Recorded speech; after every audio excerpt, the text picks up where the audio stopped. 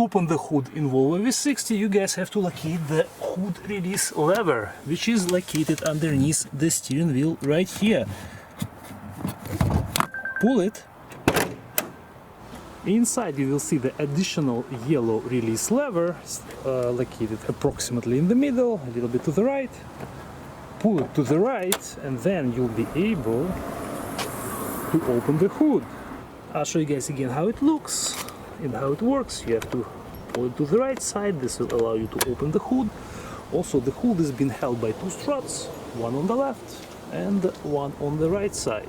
To close the hood, simply pull it down like this, and then in the end push it down all the way.